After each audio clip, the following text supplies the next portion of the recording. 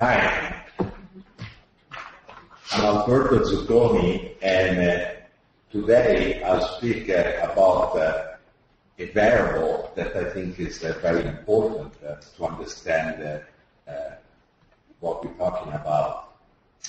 And it's about basically what sociology of knowledge, psychology can offer us as an insight in terms of how we, human beings, create reality. We do not live in reality, we live in the creation of reality. Actually, since I'm a psychologist, I will say that we construe our experience of reality, we construe our relationship with ourselves, and the world, and at the same time, we live in a society that is the reality that we call society is construed, and that is usually called culture. But often we forget this, and so we think we're stuck with the narrative, and we have no power to change things if we don't understand that most of the things are our own creation. Now, I don't want to be misunderstood. I'm not saying something radical like the force of gravity is our social construction. I'm not talking about that. But our belief system and to think of what is good and desirable, those are. So, in a moment, I would also be helped by my PowerPoint. What I was trying to say is that what we call human experience is both socially and personally construed. And those two elements intertwine and affect each other. So, socio-cultural and personal construct are the way that society, communities, and also individuals construe their experience, and that is done at the emotional and cognitive level. So, both constructions, the social and individual, are interacting and influencing each moment and affect all the social and individual dimensions.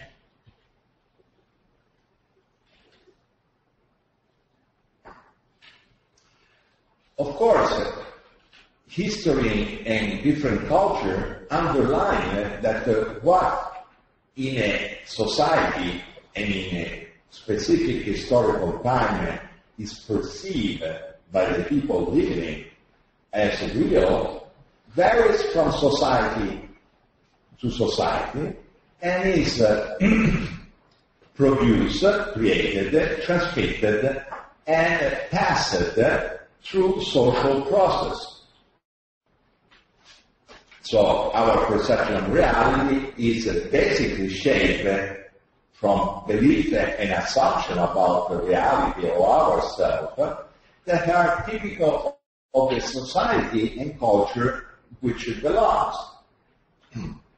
So, in other words, what we consider true or right, the behaviors that we adopt, all this is influenced by the social-cultural environment in which we are born and we live.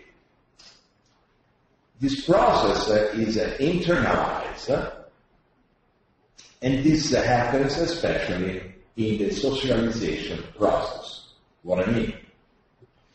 It means that, in other words, culture, societies, and individual actively construe the meaning of experience.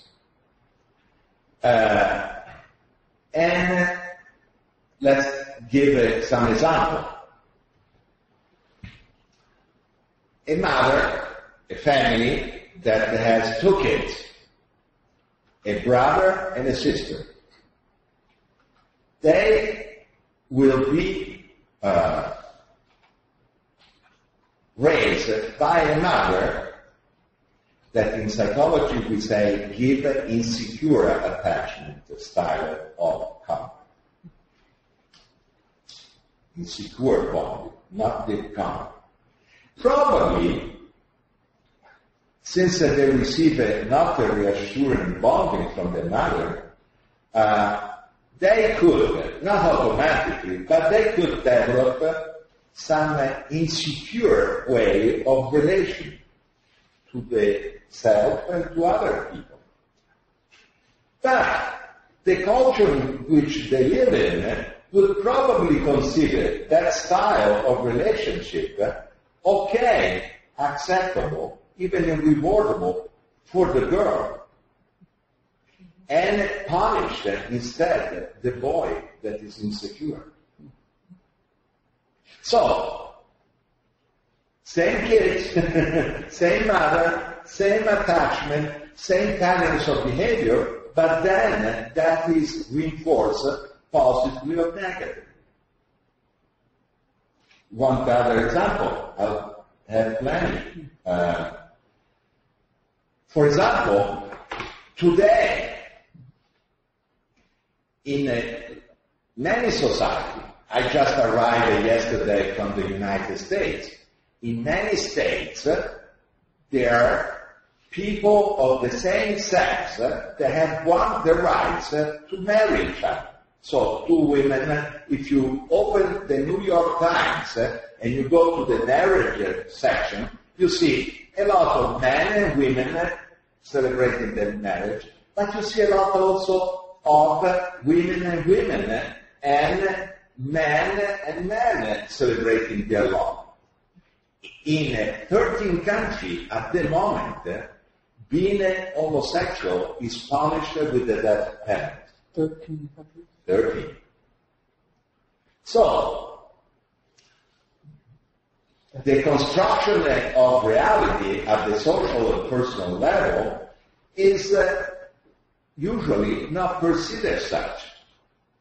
And as two of the most eminent exponents of the sociology of knowledge, actually they basically created field with this 1966 books, Reality as a Social Construction, Berger and Luckmann, say from their famous book, the work of everyday life is not only taken for granted as reality by ordinary members of society in their subjectively meaningful conducts of their lives. Is a word that originates in their thought and in their action and is maintained as real by thoughts and action.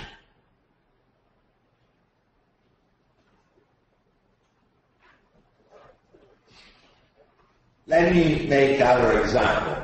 I work, my institute is a collaborating center of the World Health Organization. We do a lot of work in the field of health.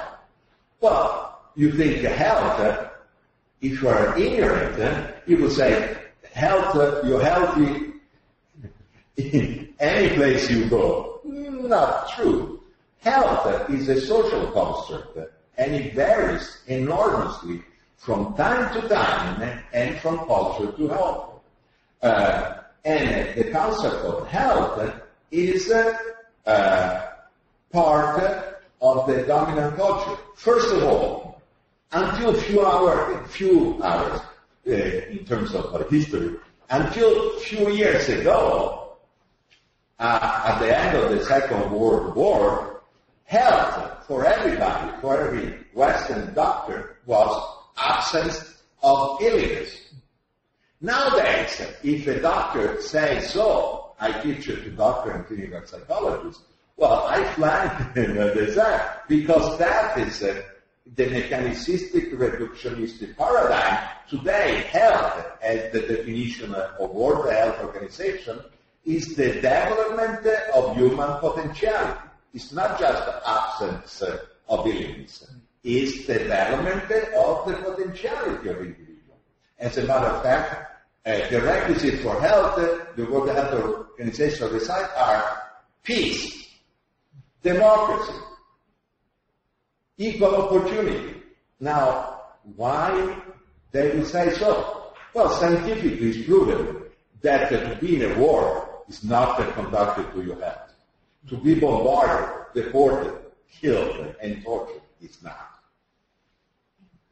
Democracy, well, to be under a dictatorship and to be taken at 3 o'clock from your home, as happened to some of my Argentinian student family members, tortured for months, and then dropped in the Mar de la Plata, dragged from an helicopter to drown, is not conducted to health. Equal opportunity. Why equal opportunity has to do with health? Ask any woman that has been oppressed and has not been given the space to develop her potentiality. Ask any homosexual that has been discriminated, not having a job just for his sexual orientation. Ask in a racist society to a member of minority with more melatonin on their skin if that is conducted to health.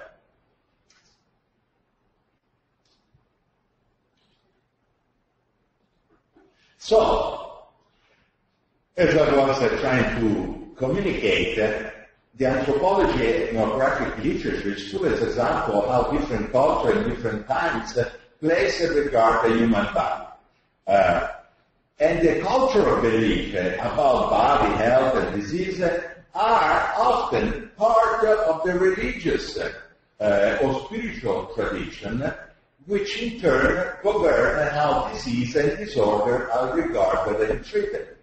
I don't know, I was in Brazil the first time, and some Brazilian friends brought me to a macumba ritual that basically was very interesting, but the family that was there was the same, trepidation for their loved one that through what appeared folkloristic and strange to me was trying to get back in health.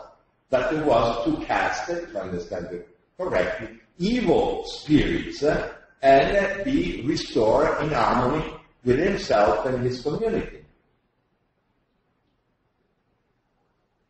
I invite in Italy Barbara Williams, a friend of mine that works with the Navajo Indian, and their concept of health is walking in beauty. Walking in beauty, it means that I'm in harmony and not opposed to my fellow human beings, but also to animal and tree. They ask permission before killing an animal to survive or chopping a tree. They ask the soul of that tree or that animal permission to partake of their life. Can you imagine a corporate meeting in which they are in communion with the millions of trees and millions of animals that will be butchered? So, there is I would say later, the way you approach reality, huge differences. So, just talking about the body, well, the body is a different body from society to society. And in the allopathic Western model, there is a vision traditionally dichotomic, body and soul, body and spirit, body and psyche, soma and psyche. In some culture, the doctor, we might call witch doctor, but they're doctors, are also spiritual, because body and spirit are seen as an undividable way.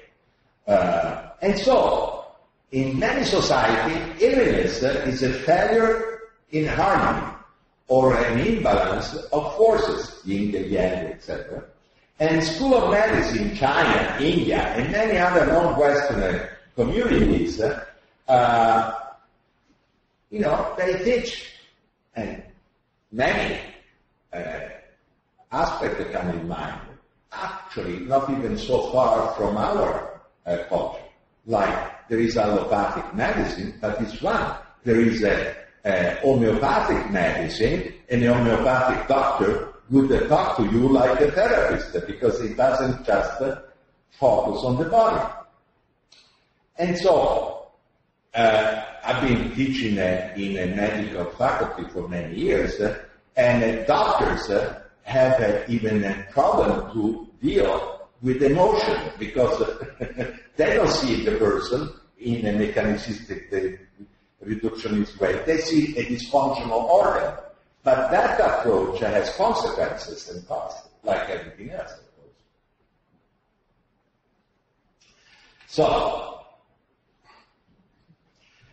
going back to a citation of Berger and Luckmann, that, by the way, when they created this new field, the sociology of knowledge, they were young and promising assistant professors in Heidelberg, Germany. The concept of body or health, as well as the concept of what is honorable, desirable, correct, and permitted, changes from culture to culture and from period of time to period of time, since the reality in which human beings live is socially and culturally construed. Let's see some more examples of what I'm trying. If a shared cultural belief is that gays, lesbians, and bisexuals are deviant members of society, and they're sick, and their loving relationship is seen as sinful, we might see this pathologizing view mirrored also in science. The diagnostic manual of the American Psychiatric Association that we all use, also with psychology, all over the world, until 1973, labeled any citizen that was part of a sexual orientation minority as sick. Can you imagine the damage that what we've done? It's like that somebody's blood and is declared sick. Why it would give so much damage? One, they declare so, but they have lots of evidence that that was untrue, that it was just bigotry, that was prejudice. But they went ahead against all the scientific evidence. The scientific evidence that since 56, 67, and 58 was that, yes, many homosexual and lesbian have a problem in terms of mental problem, but exactly in the same percentage of heterosexual. Yes, a lot of homosexual people have also problem in their, sexuality area. Exactly the same percentage as heterosexual. But they are declared sick. Heterosexual is the norm. So, if you are declared sick, then what can happen? What can happen is that not only the enemy is outside, but you're introjected and you become your worst enemy. You believe that you're bad, that you're sinful. And so, if a doctor says I'm sick, I learn to trust about the doctor. So I should be sick. And this will create a mountain of suffering and wasted the human potentiality for the individual, their family, and society. And this is happening right now in many societies, and with different minorities, of course. Think of the untold suffering and destruction of human capital that racism has done. Think about the destruction of human capital that today, if you are 45, you already worried in the Western world about being obsolete because you're getting too old. Tragic.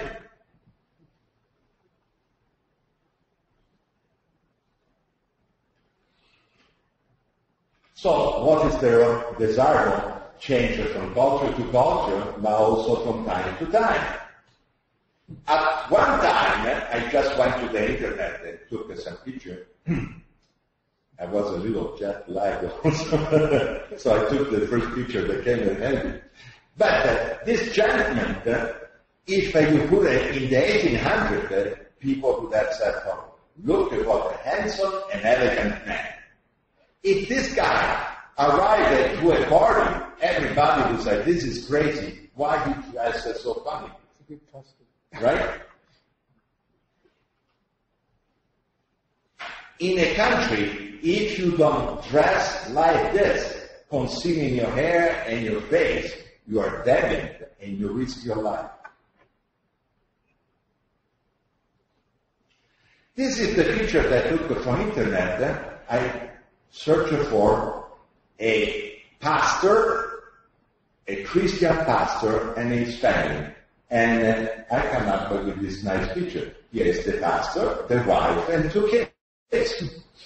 Can you imagine to give this minister, which is a Catholic priest, a picture with his wife and 2 children? Would be a scandal, and he would be kicked out of his church. So even in the same culture, exist different subgroups that justify religious belief in one thing is really, if you're not married and you have kids, what's wrong with you? And in another thing, if you have kids with a woman, you're really dead. Of course, I don't mean to point out to anything that the obvious. Let's take women right to elect their own representative. Just a short selection. In 1915, Denmark granted to all the citizens, because women before 1915, they don't have this right. The right. It took 5 more years to have the same happening in the United States. After 8 years of the States, the United Kingdom went ahead. In South Africa, pretty early, respect other countries, in the 1930s, South African women could vote if they were white. Anybody that would say that, but also the black and the Indians are women, they would say, you're crazy. You are a dangerous revolutionary wanting to undermine. You are an enemy of our society. After the war, finally, I would say, my mom at 36 could vote. Why? Before, women were not allowed to vote in Italy, nor in France, Yugoslavia, and Japan.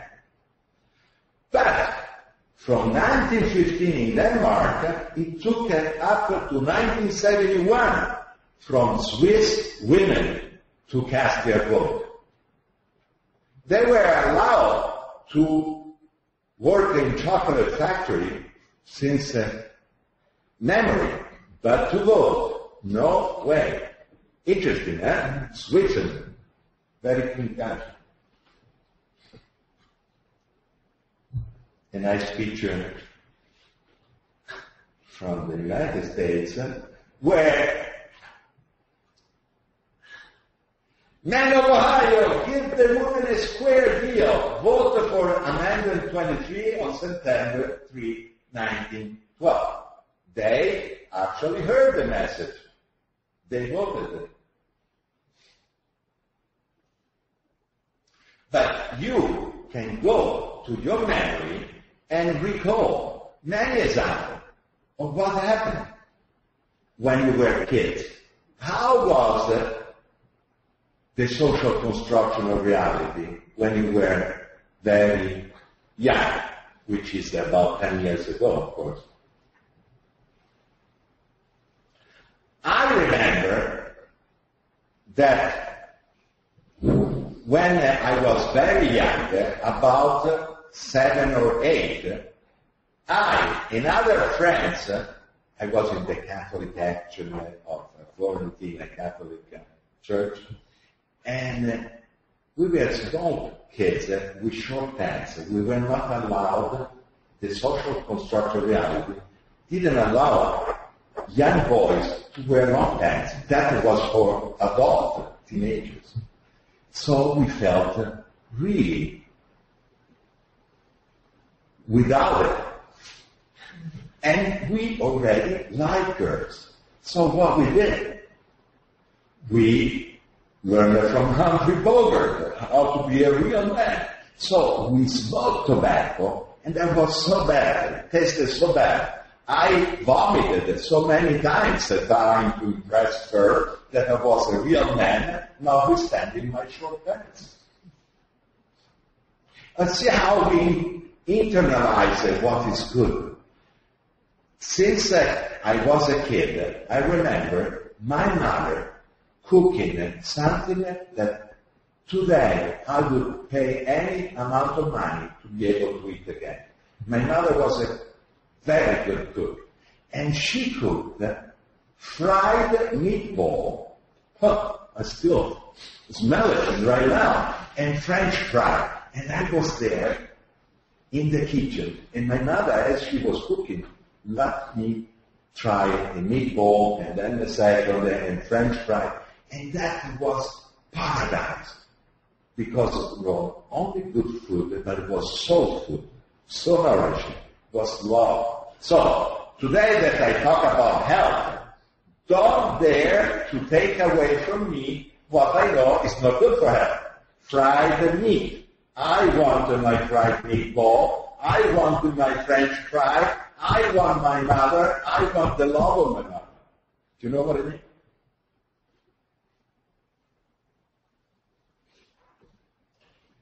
Many factors are present and interacting at the same time. So, I'm not saying that what I'm saying covers the whole picture, but these are important aspects that we have to understand that if we want to understand society at the individual and societal level. And every factor is intertwined, and I'll try to give some example. I hope not too boring. For example, again, a field of mine is health promotion and protection. The factor that determine health today, we see clearly how many factors. There are the biological, the psychological, the lifestyle, the behavior, but also the social-economic style. It's clear, if you're wealthy, a buffer, because you can get service and protection that the poor person cannot. Cultural factor, health belief, the health practice, eating custom, sexual practice, gender and role expectation. By the way, almost everywhere food is scarce, women are the one most malnourished, because their culture usually says that you are a very selfish mother if you don't feed first your children and your husband and the mother of your husband, and then if there is food left, you. Of course, I think who gets the most of the burden of raising kids, tilling the soil? Men, of course. I'm kidding. No, I totally agree with the women that they say, also in the Western society, equal opportunity is still more a plan than the reality. And that's sad, because we all lose enormous waste of human potential. So, cultural factors, structure of society, including the laws, the regulation, the public health access, to think of the craziness of the United States of America that has been having many of its people, like 45, 50 million, without health insurance. In a country where almost 90% of the individual bankruptcy are combined with illness, a serious illness of the person or the family. And they call it socialist health. And the expression was worrying about being social. Social support. Social support, in another lecture, so is one of the best buffer for health problems or damage from chronic stress. So, I was citing Berger and Luckmann, but I want to underline a little more. Our reality is determined by the roles played by the people who interact with us. First of all, our parents, our family of origin. I'm a psychotherapist, and so many times I have seen it. I have so much problem with intimacy, but in the family I grew, I never saw intimacy among my parents. I didn't see ever any affection or sexual affection between them. That was taboo. So that model is interiorized, and what did I say? Well, after family of origin, a big influence is peer. But also a very big influence is education. Informal and formal education. Informal education, I'm talking about fable, stories, family, stories and all that. Movie. But the formal education. I'm told that England, when it was a power in many colonies of the world, falsified intentionally the geography books. At that time there was no internet and no YouTube. And put the socio-political maps that most of the world was under English dominion. So, since there was information, millions of subjects would say, well, we are a colony of England. What's new?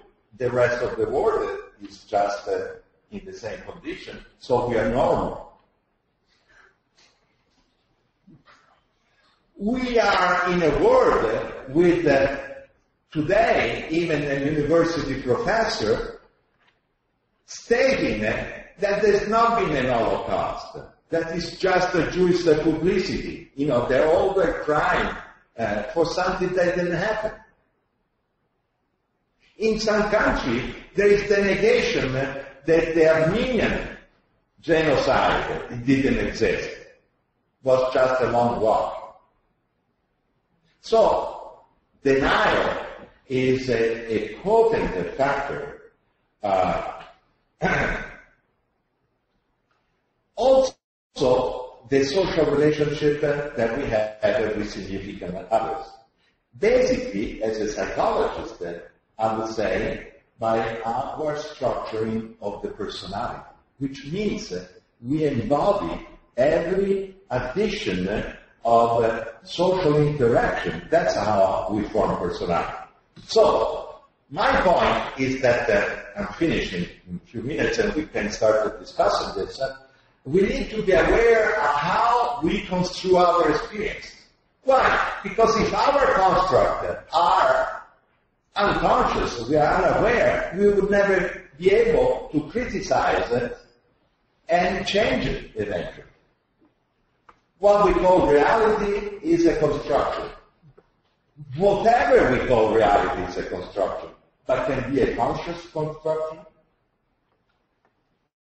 because it determines the relationship with myself, others, and the world. So the point is, there are effective way to construe reality and defective way to construe reality.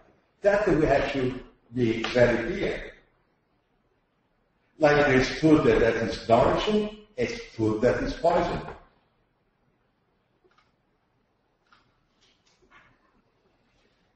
And I feel strongly that we badly need, in this historical moment of our planet Earth, more people, millions more, that can relate to themselves and others and to the planet with more respect, with more understanding of each other, more empathy, and also with more capacity for deep contact. In other words, sometimes we say for spirituality, but there is nothing secret about spirituality. Is not to be alienated from the rest of the living universe, which is the most normal and natural thing to be if you are healthy.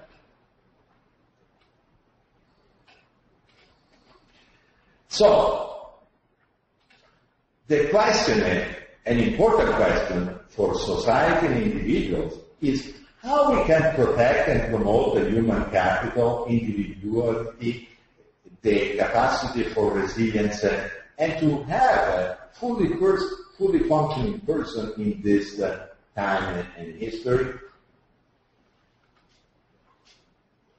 Well, the answer is not difficult in my opinion. The application is more tough. And I'll explain what I mean by that tomorrow, input. By fostering the conditions that protect and promote individuality in all the process of the construction of reality, on the identity construction, in the social role of behaviors, we will do that by relating to others respectfully, empathically, and in a genuine and deep connection way. And if we ground this when we do parenting, schooling, in the workplace, in the community, in the social arena, and in the culture, And here we are all called individually to respond to the very important question. Since every one of us is not only affected, but is affecting. So we are basically active in the construction of cultural, societal, political reality, as well as the individual reality and relationship. A very, very important question, in my opinion. Are we part of the problem or the solution? And this we activate every hour, every relationship we have. First with me. How do I relate with myself? Do I enslave myself with my own hands? Often it's the case. We wouldn't need the psychotherapy if that wasn't the case. How much suffering? And how much suffering I impinge on others and on the planet. So, I would say a conscious choice to be part of the problem or to be part of the solution is also part of the point. Thank you.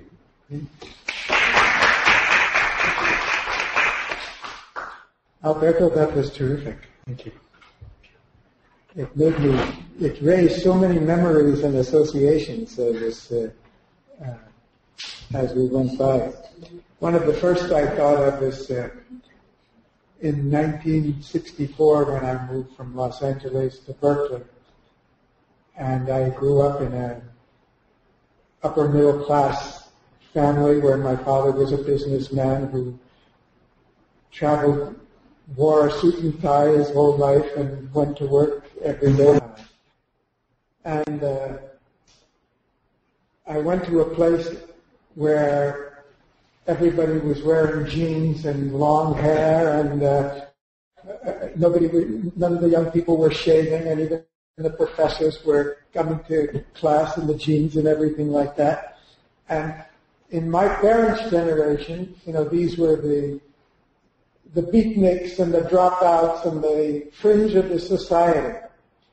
And after being at Berkeley for a year or so, I found if you see somebody walking down the street who had a haircut and was wearing a tie, what's wrong with that guy?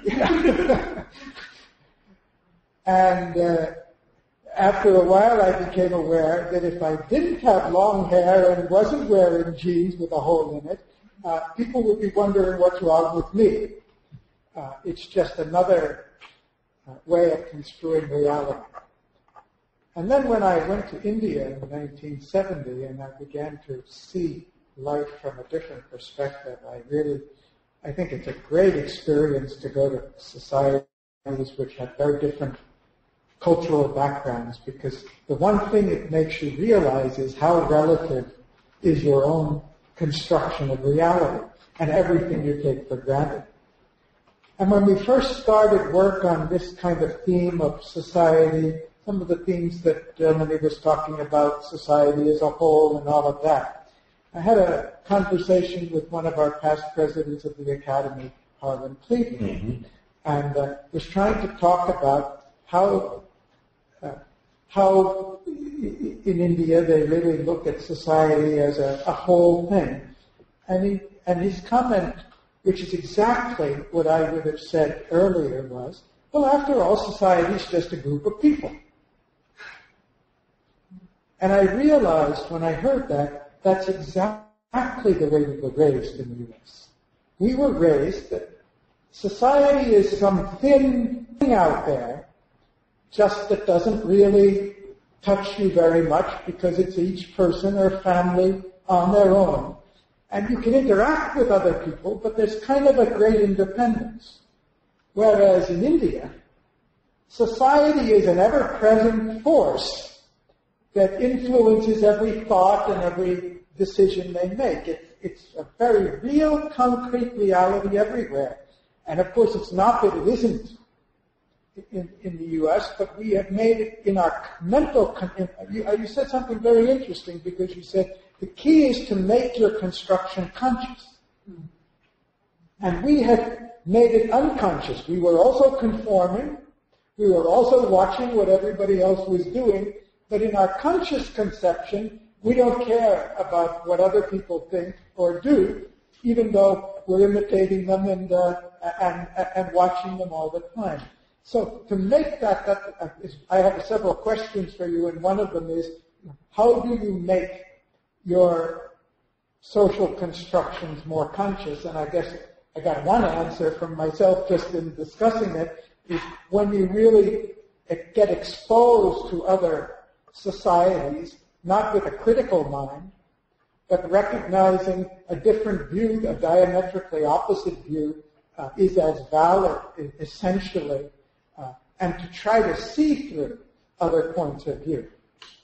We're going to talk on the last day about life, and I'm just going to flag it now, because this is another thing where I realized growing up in the West that our conception of what life is totally different than what it is in Asia.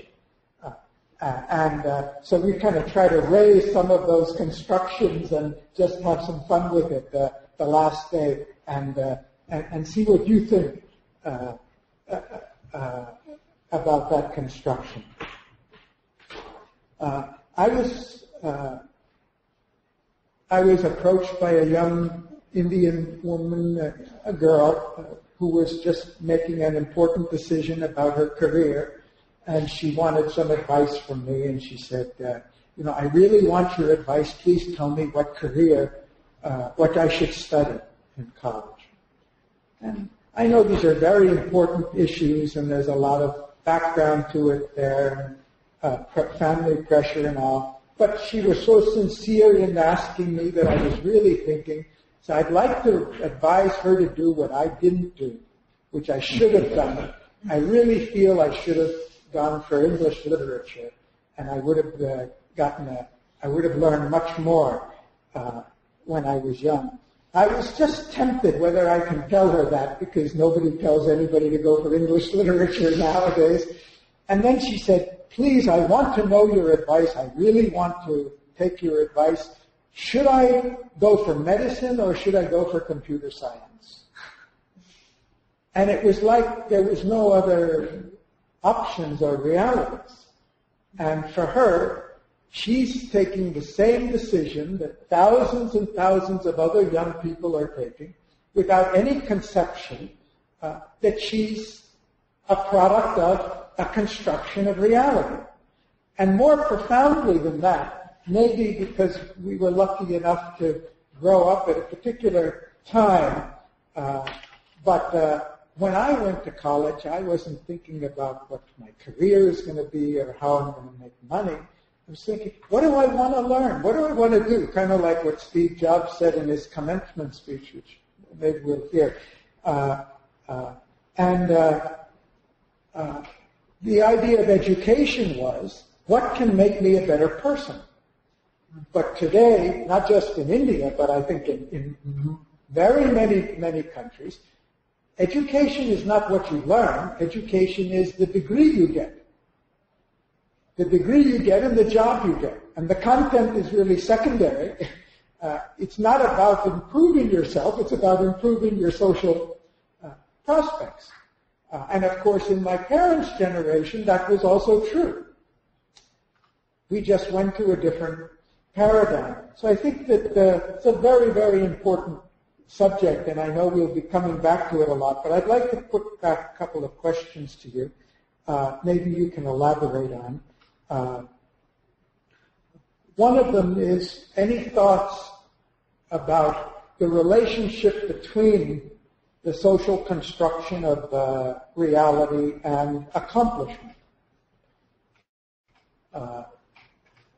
Any thoughts about the relationship between the social construction of reality and individuality? If a person is what we're going to talk in a few days, or what Rogers or Maslow would call somebody who's a self-actualized individual or self-actualizing individual, how is their construction of reality different? I think you alluded to it here in your brief concluding remarks, but what do I do as an individual to get a better handle on the social construction of reality through which I'm living? Yes. Well, I'll start from, if I understood well your question, from the first question, which is the way we can facilitate people and societies to become conscious about the social construction of reality and also the personal construction of reality. That's an easy question. One is how you make people conscious that something is healthy for you and something is dangerous, just by giving information. It's interesting. Nowadays, if you go to a bookshop, you will find hundreds of books helping you to understand your human sexuality. But I dare you to find 3 books about the sociology of knowledge. It's actually kept a secret. How many sociologists of knowledge there are?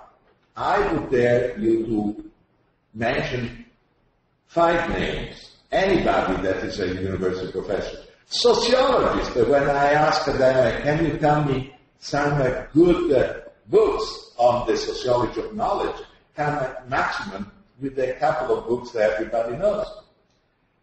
Why so? I think that the sociology of knowledge is a bothersome kind of knowledge. It's a little bit, that's one of my lectures, why we talk so little about the sociology of power. Why? Well, people that have power, they are not very interested to open discussion about power. Because once the power lines are visible, probably people don't like what they learn. And they would like to change it.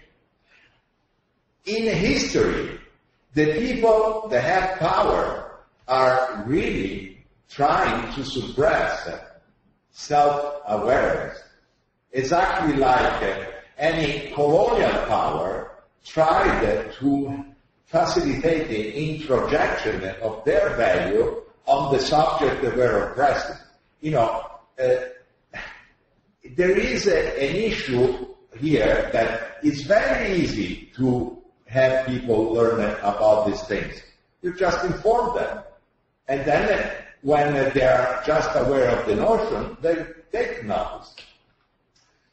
In psychotherapy, we also see that there's some anxiety to change your worldview, because then also people, in a sense, connive with a power structure that makes them somehow exploited but also comfortable. If I don't have to figure out how the world is construed, I don't have responsibility to change it. So there is some individual ambivalence about becoming aware of how I'm exploited and made happy. A great example is the incredible craziness about consumerism. How you make young women and young men conscious that you are severely damaged if you integrize that to be desirable, sexy, and a good partner, attractive for the other sex or for the same, if this is your intention. You need to be very skinny, very beautiful, and without a blemish. No, in reality, nothing real is without blemish. It's impossible. Go in a forest, in a beautiful forest, and you will see that a beautiful tree, but it's chewed by, insects, there's nothing. You have a perfect example of plants if you go in a nursery, where there is no reality, but an artificial environment, and no life, just pumped fertilizer. So, the first is by promoting awareness in elementary school, having a subject matter, like mathematics. Second, what about social construction and accomplishment and individuality? Well, here is so evident, and I'll speak more in debate. Well, for example, to a large extent, there is an incredible differential, depending if you're white, if you're male, if you're rich. Then you have an enormous opportunity, respect to others, to develop your potentialities. If you are a woman, it's already a little bit more difficult. You are not white woman, you are not authentic woman. That's already more and more difficult. If you are considered a beautiful woman of whatever color your skin, you have more chance that if you consider fat enough. A lot of my friends, by the way, I have a lot of friends that are smarter than me. It's a blessing. They tell me, I have to think that I'm less intelligent than I am, because dating is tough. Men are threatened. Now, I wish all the intelligent women wanted to date me, because I love to be with somebody that is more intelligent than me. I learned. But I think it's true. The cultural stereotype that make us afraid of intelligent women. What a waste for men and women to have this. Let's talk about racism. That's the most evident way to annihilate the individuality. How much waste and damage. And so, there is a big differential if the social construction says that you are okay and not. You are a member of the inner circle or not. I'm not a Marxist, and even less a Marxist-Leninist. I think that Marxist-Leninism is one of the big tragedies of our history. But the analysis of Marx on the exploitation of people and human resources, you don't need to be Marx to see the obvious. And so the fact that even in liberal circles, you avoid talking of power, about discrimination, you avoid thinking about the exploitation. There is no way around. There are some people that are exploiting and people that are exploited. Anybody that tries to make things nice is conniving to have this kind of injustice, persist. So I think, for me, awareness is the name of the game. But often the victim has become so embedded in the victim role that they feel at home. As a matter of fact, in terms of, male chauvinism and inferiority of women, well, the kids in a macho society are raised by women. Sometimes women become their worst enemy. Let's face that. When they find that only being sexy you can gain points. And so, I think we need to be aware of that. And last, if I don't understand incorrectly, as an individual, what can we do? Enormous amount. Enormous. It's like, remember, you are Californian. When in California, I was living there, we decided we're not going to buy grapes because there was Cesar Chavez that organized the Mexican illegal immigrants that were picking grapes for cents and being exploited and kicked away from their work if they protested. Well, he was asking them, what can you do? You liberal, supporting us by words. And my answer is the same as Chavez. Walk your talk. Walk your talk. Not just words, behaviors. And so the simple fact that the grape growers saw that their sale and their profit were diminishing because we were not buying grapes for 5 years that we didn't buy grapes. They won the battle because they had enlisted the solidarity of so many people that were not picking grapes. And so we can do a lot. And so the fact that I'm just an individual is not an excuse. We as individuals can change reality if we congruently put our behavior where we say our values stand. I'm very convinced of this. Often we individuals, sometimes myself, preach a good, but then we're lazy and we prefer write a chapter for the charity we like, but in the daily life.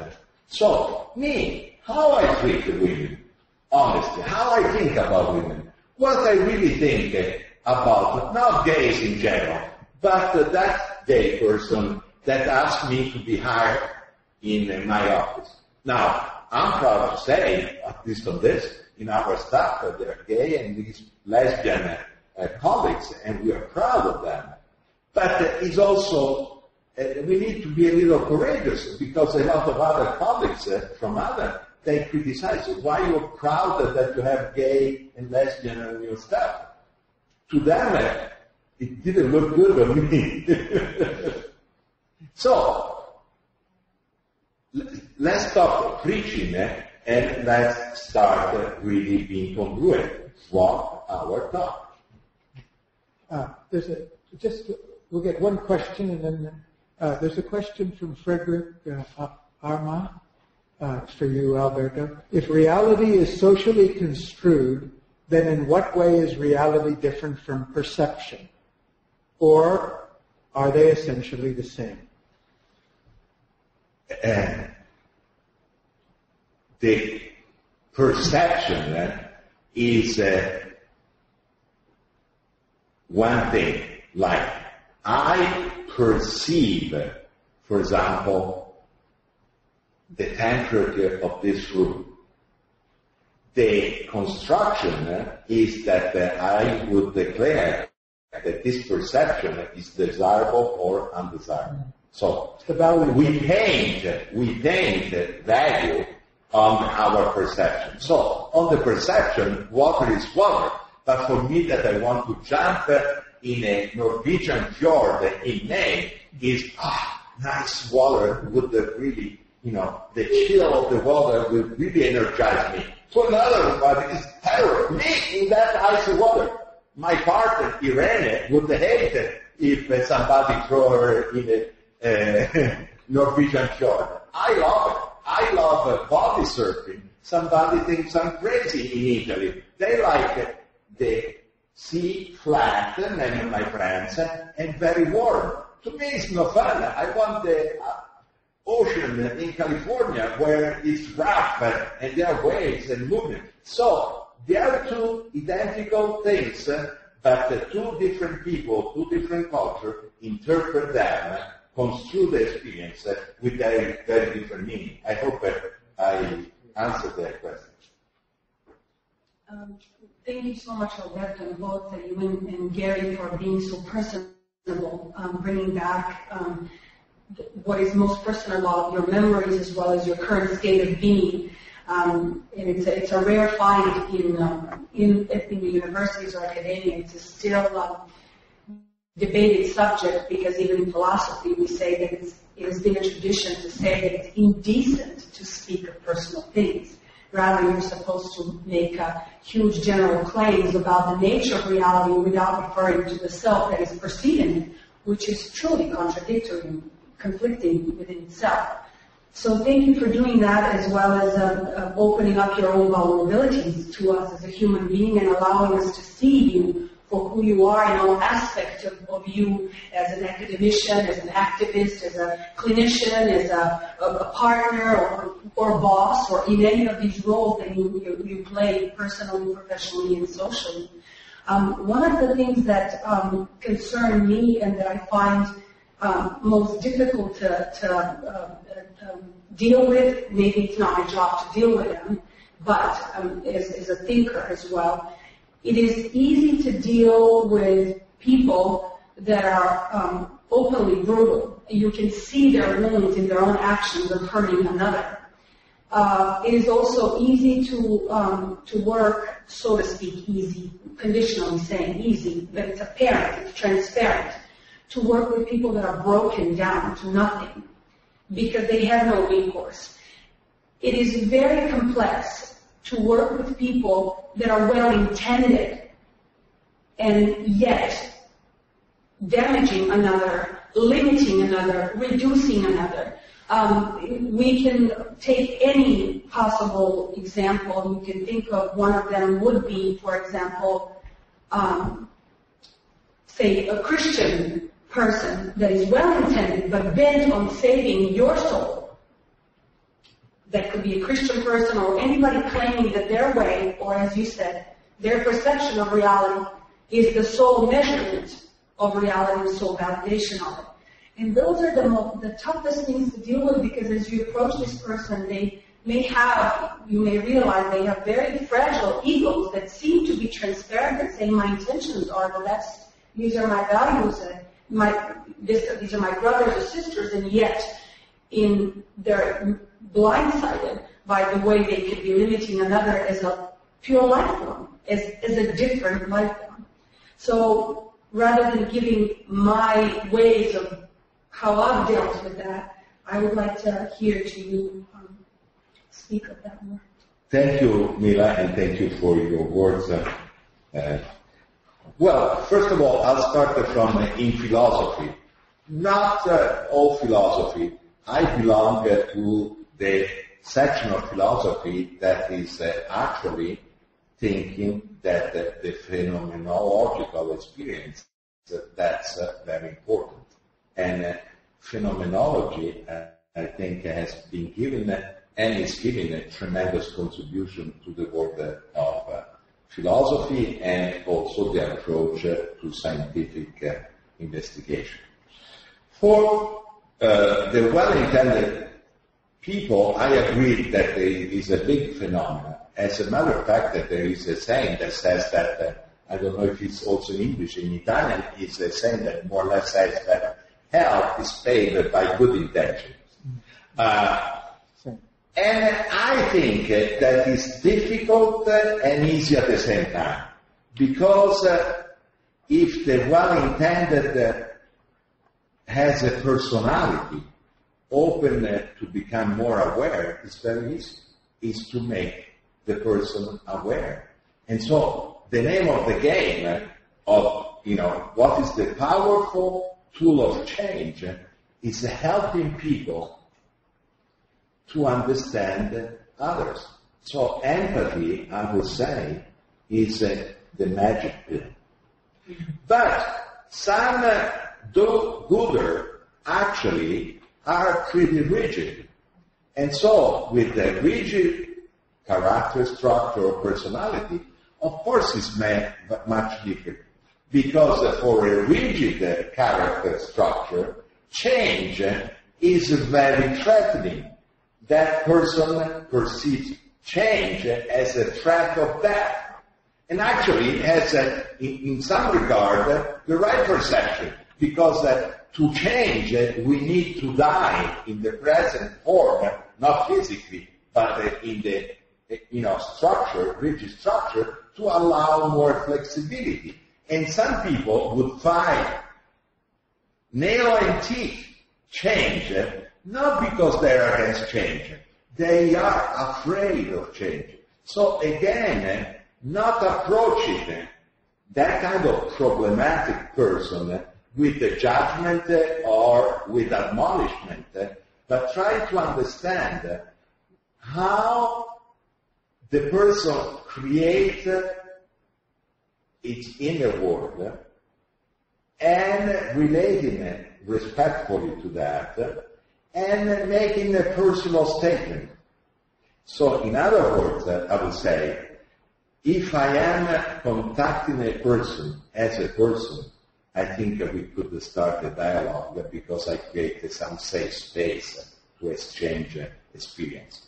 If I'm trying to change the person, I'm already losing it. Because, of course, trying to push people in one direction will generate in that kind of character structure a defensive response automatically. So, I would say that sometimes we rigidly trying to change rigid people, but actually we should better start with the preaching to ourselves. And again, Gandhi, I think, is the most wonderful way. I would say a social therapist promoting change. He was, in a sense, very big ego, but transcending in his ego. He would insist on go to the Viswa Lord of Mutterbatten dressed with his loincloth. And they say, went to the king. And the king say, you cannot do that. That's not the protocol. And the guy had the guts to say, no, that's it. This and as I am, I will go. But also, if you think, how humble, instead of dressing up, dressing down, and to be half naked, and to show how poorly he was dressed, that's enormous amount of strength, but also humility. I think humility is a word out of fashion, but it's an important virtue if we try to change the world. A little anecdote on that. Gandhi, when he was young, and he became a barrister, he went to London to become a lawyer, and he prided himself on dressing like an Englishman. Mm-hmm. It's not like this came naturally to him. He knew, like all the young educated Indians at that time, their goal in life was to become an Englishman. Mm-hmm. So when he took all of this off, it didn't come easily. He purposely dressed down and gave up all of that construction which he had bought into as a youth. And you talked about him meeting the Viceroy, Lord Mountbatten, but he also went to London to meet the king. and it was in the middle of November or something there, and pretty cold, and he's going in just a dhoti and a towel or something like that. And the king said to him when he comes up in Buckingham Palace, he said, "Why have you come without clothes on?" And he said, "Your Majesty, I think you're wearing enough for both of us."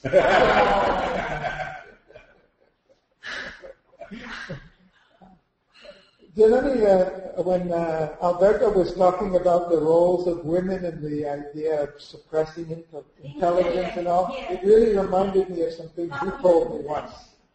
In England, this was in the 18th century, and 19th also, if women who were short-sighted and had to wear glasses, the mothers of these girls asked them not to wear glasses. Even if it meant they couldn't see clearly, it was okay, because then men would think they were educated, well-read, intelligent, and that would spoil the chances of their marriage. But even the idea that a woman should be intelligent at that time, they were taught. I think you showed me some things that said that they were encouraged to learn music, dance, playing the piano, housekeeping, science, math, all this was reserved for men. But even if you knew the answers to things, you were supposed to act as if you didn't know the answers. No? As far as politics goes or anything like that, you weren't supposed to understand. You should hide. Which is interesting, Mila, because that shows not only incredible stupidity in sabotaging your own country, eliminating human potential, but also the fragility. As a man, I'm a man. Why would I want a dumb wife? Why would I be so masochistic to wish for a dumb wife? Unless I feel really stupid and I don't want somebody intelligent to remind me how stupid I am. If you are smart, you would want somebody as intelligent even more, because you have everything to gain, rubbing with intelligent people. It shows you that often incredible harm and cruelty comes from people that are not powerful enough. Actually, they're very weak. And we have a research of all sorts that prove that. For example, in the United States, if you commit some sort of offenses, given it, if it's up to 3 years or some state 5 years sentence, you have a choice. You can go in jail and pay your debt to society, or you can go to a socially constructive, like a social worker, and you have to go in psychotherapy for such crime. One of those crimes, people that physically, beat homosexual. And they are typical. We have a lot of research because they want to know if these services are effective. And, the strong majority of these guys are, in their parents, super macho, super strong men. But their personality trait, they have this in common. They are very insecure about their sexuality, about their manliness. So, actually, you would say the big, bullied, and very macho, the very macho, if he opens his ear through voice, is a squeaky boy. I think we're already running over, so we shouldn't be late. Like a closing comment. Yeah. Maybe more just give an example of. I could say perverse contradiction, social perverse contradiction, and to connect what you were saying and what Jonathan was saying, that the girls were encouraged to study dance and music, that they were interestingly trained to be domestic entertainers, while anything that was done in public by a woman, by trade, that would be a poetry writer, or a dancer, a singer, or a musician, that would be disgraceful. So when you spoke about bottom line is exploitation at any level on the scale of social association, so that you have domestication of women for the sake of performing pretty much 3 tasks, which is to comfort, to serve, and entertain domestically. But if they were doing that publicly, there would be a big problem, such as in For example, in the Middle East, with women who were called learned ladies, literally they were called awalim, or learned ladies. They're the forerunners of the Oriental dancer as we know it today. And these women could create poetry on the spot. They were exquisite musicians. They're of the most refined taste. And only after the Turkish invasion in Egypt, they were driven out and degraded. But they were valued at one point, devalued in another. Valued in one domain, devalued in another. So that what happens is what you spoke about, women have internalized that conflict and created a dichotomy that is extremely damaging to their psyche. Even when the masculine control is extracted, you have psycho-emotional conditioning that is internalized that you keep doing to yourself and keep perpetuating the abuse. Important. Thank you so much. Thank you. Thank you, Alberto.